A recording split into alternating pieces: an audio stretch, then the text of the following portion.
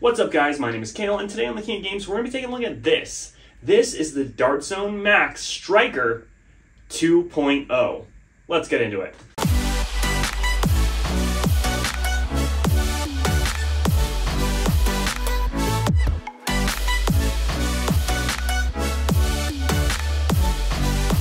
Now, as you can see clearly, I've already pulled mine out of the box, but there are a few things that I wanted to talk about with this box.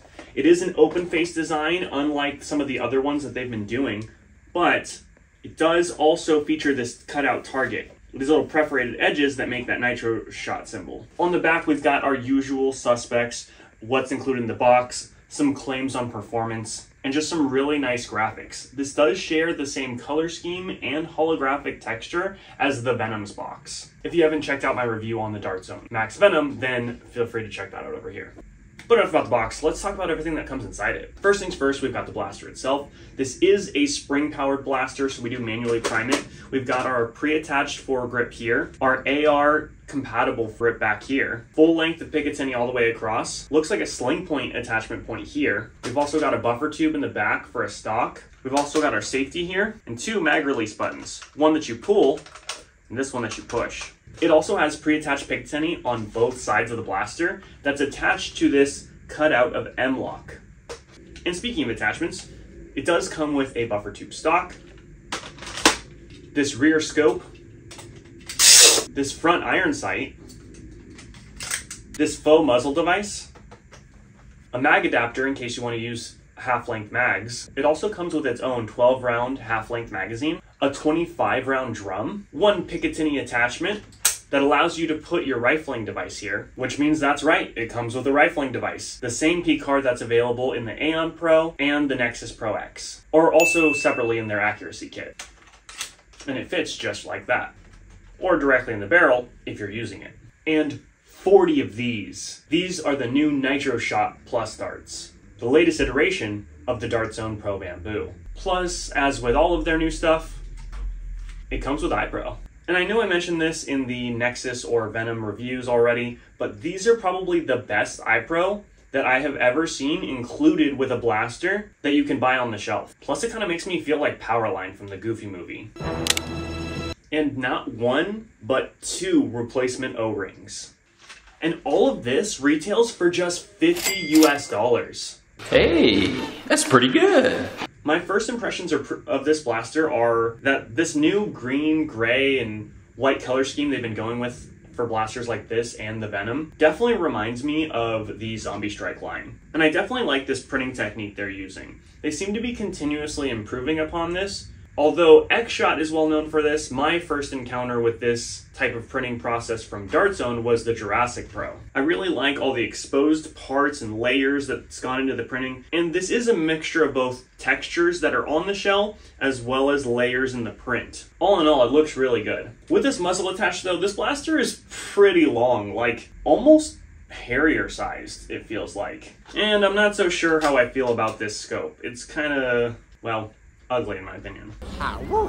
Another interesting thing that I noticed right off the bat when I was trying to put this on is that unlike most other blasters where you can put on attachments from both sides of the Picatinny rail, this actually has a raised section so that nothing that you do can go past this point, which means this is never going to slide off backwards. But it also means that you have to put on your attachments, at least if they slide in like this, in the order that you want them to be put on.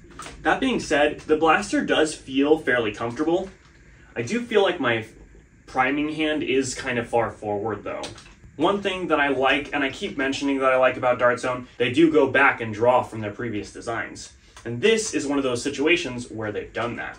And although this mag style adapter is something new from Talon, drum mags are not new. We've seen them do half length with the Tomcat, and we've seen them do full length with the Villainator and the Magnum and Magnum X2. This blaster feels like a three-way cross between its predecessor, the Max Stryker 1.0, the Villainator, especially with the drum mag and the colors that they've gone with, and the Tomcat because it's the only blaster besides this one that has a half-dart drum. We are losing a bit of capacity over those two drums though.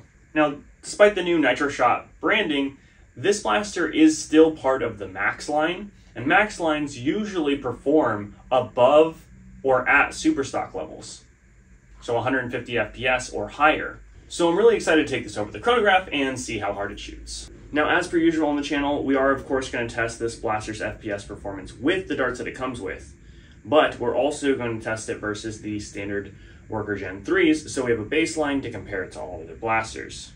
Dartzone makes this combo pack, which allows you to get both of these rifling attachments separately.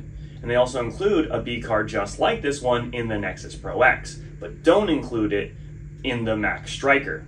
So we're going to test both dart types with this blaster, but also with 3 different rifling configurations.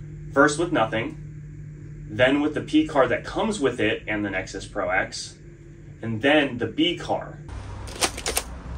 With no SCAR attachment and the included darts, we got a high of 202 FPS, a low of 193, an average of 197, and an FPS spread of 9. Still no SCAR in the worker darts, we've got a high of 193 FPS, a low of 188 FPS, an average of 190 FPS, and a spread of 5 FPS.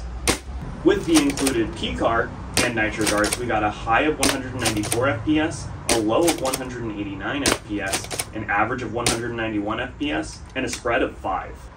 With the included BCAR and worker darts, we got a high of 181, a low of 172, an average of 179, and a spread of 9 FPS. With the BCAR from the Nexus Pro X, the Nitro darts, we got a high of 201 FPS, a low of 196 FPS, an average of 198, and a spread of 5.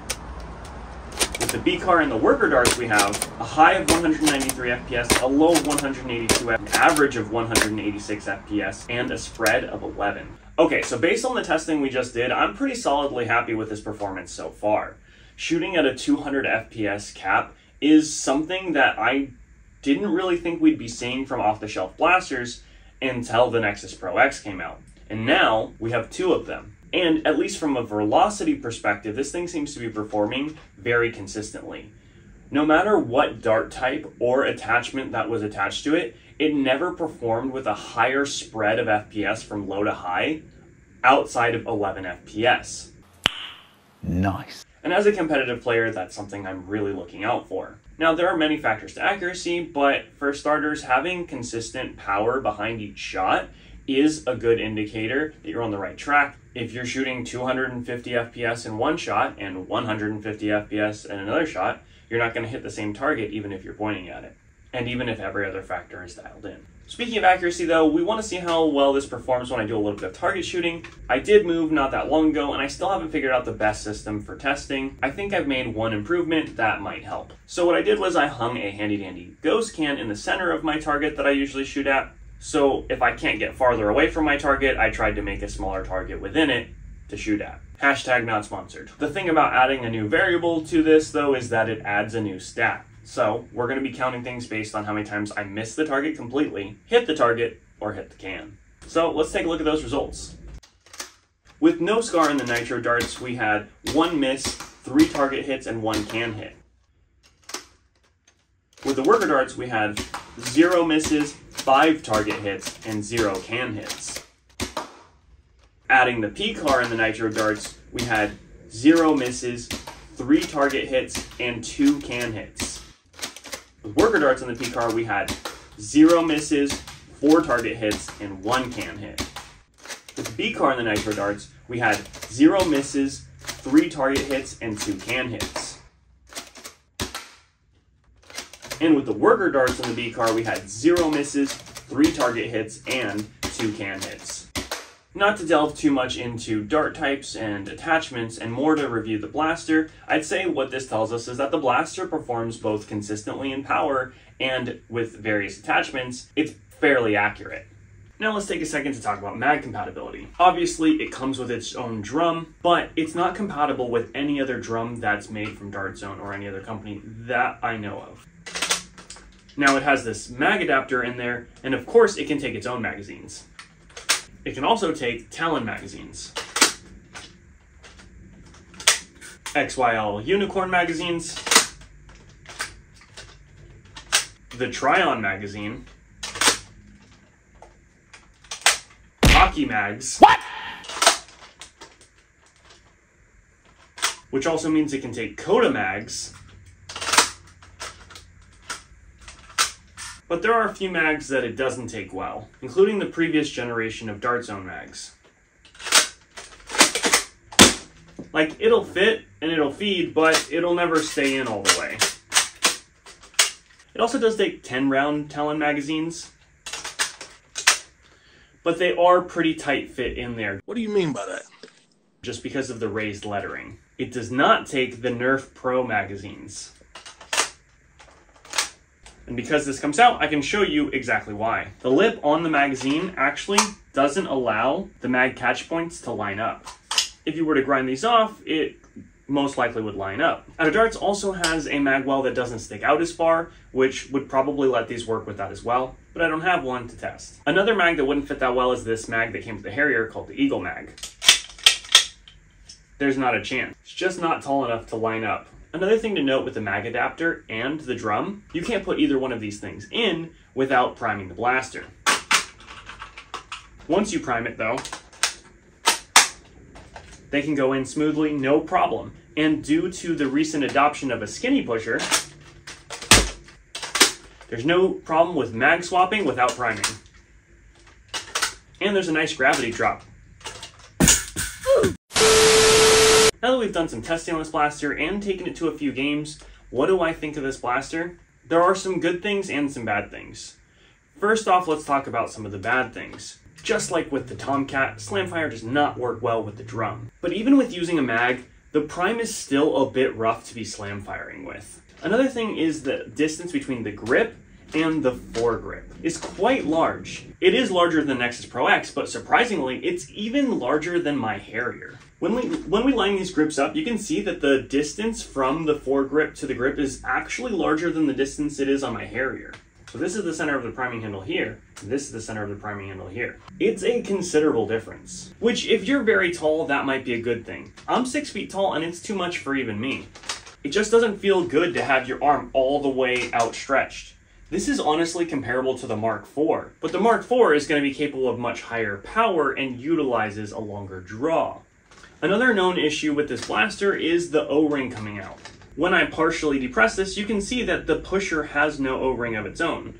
That's because the O-ring, just like the Nexus Pro, is located inside of the dart gate. It seems that some people are experiencing the O-ring for the dart gate coming out of the blaster, although that's personally not an issue that I experienced. Another thing that I noticed that I wasn't a big fan of is this is the same P-car as the one that is included with the Nexus Pro X and included in the accuracy kit from Dart Zone. So why does this fit terribly on here, but the one on the Nexus fits very well? That don't make no sense. Just seems like a oversight. Despite these issues, I do still like this blaster, so let's talk about some of the positives. I like that this is a sleeker form factor than Nexus Pro X. The height over bore is lower, which is something that I personally prefer. I think the colors are really great. I really like the printed design on here and the quality of that. They just keep stepping up. It also uses a skinny pusher, which is something that I've been wanting Dart Zone to do for quite a long time. And because it does that, you can take mags in and out without having to prime the blaster. Overall, I'm satisfied with the power and the accuracy. And although it's not a major priority for me, having a drum is a cool gimmick. I think that this blaster is worth the price that they're asking for it, and it is very feature rich. The few things that are really wrong with it can be fixed with minor tinkering, but let me know down in the comments what you think. And if you're trying to decide between this blaster and the Nexus Pro X, then we are going to be doing a full comparison guide coming out on the channel. So make sure that you subscribe if you want to see that. As for what else is next on the channel, we do also have a mod guide for the Seagull coming out, and as many of you requested, we'll be reviewing the SBL2. Yeah, baby! That's what I've been waiting for! But that's all I have for you today, and until next time on the King of Games, have a blast.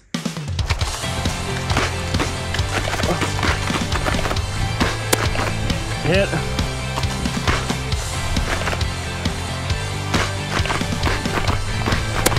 Got him. There.